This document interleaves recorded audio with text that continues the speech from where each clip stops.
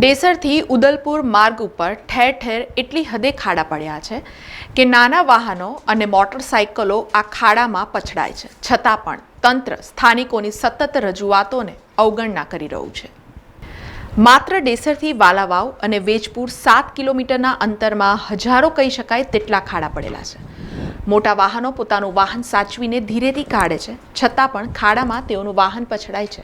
નાના વાહનો ખાડામાં ધડાકાભેર પછડાય છે। સ્થાનિકોથી માંડીને રોજબરોજ અવરજવર કરતા કોરી સંચાલકો પણ માર્ગથી ત્રાહિમામ પોકારી ઉઠ્યા છે। રાજ્યનું મોટામાં મોટું કોરી ઉદ્યોગ ઉદલપુર ખાતે આવેલું છે। રોજબરોજ હજારો ડમ્પરો ફેરા મારતા હોય છે। તેમના વાહનો ખાડાના કારણે માર્ગ પર ખોટકાઈ પડે છે અને લાખો રૂપિયાનું નુકસાન થાય છે। કોરી સંચાલકો રાજ્ય સરકાર માટે આવકનું મોટું સ્ત્રોત છે। લાખો રૂપિયાની રોયલ્ટી ઇન્કમ સરકારને રોજબરોજ મળે છે, છતાંય માત્ર મજબૂત ખાડા પૂરવામાં તંત્ર આંખ આડા કાન કરી રહ્યું છે।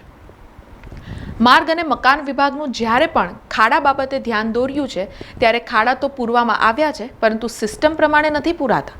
તેના કારણે માત્ર 4 દિવસમાં પુનઃ ખાડા પડી જાય છે। વહેલી તકે રોલિંગ કરીને મજબૂત રીતે ખાડા પૂરવામાં નહીં આવે અને જાનહાનિ થશે તો તેનું જવાબદાર કોણ હશે? સરકારે પણ જાહેરાત કરી હતી કે વહેલી તકે માર્ગોના ખાડા પૂરવામાં આવે, નહીં તો ઇજારદાર જવાબદાર રહેશે।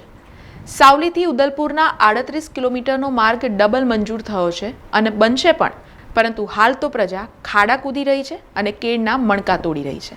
તે વાત સદંતર સત્ય છે, જેથી વહેલી તકે ખાડા પૂરવામાં આવે તેવી વિસ્તારના રોષે ભરાયેલા લોકોની માંગણી છે। ઉદલપુરથી સાવલી રોડ ઉપર આ જે ખાડાઓ પડ્યા છે એ અત્યંત બહુ જ ખરાબ પોઝિશન ઉપર છે અત્યારે આ રોડ, અને જે આ ખાડાઓ અત્યારે પડે છે ને તો ખાડાઓ આગળથી પૂરવામાં આવે છે, પણ જ્યારે પૂરે છે ત્યારે 2 કે 3 દિવસ મેક્સિમમ 3 દિવસની અંદર ચાલે છે ને ચોથા દિવસે ફરી પાછા એટલા ને એટલા ખાડા પડી જાય છે।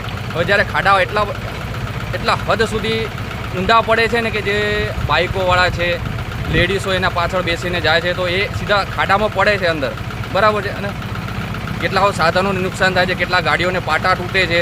તમે આ રજૂઆત કરો છો ખરા બધા? રજૂઆતો આગળ કરેલી છે, રસ્તાઓના ખાડાઓ, પણ જે આને જે કામ લેવું જોઈએ એ કામ લેવાતું નથી।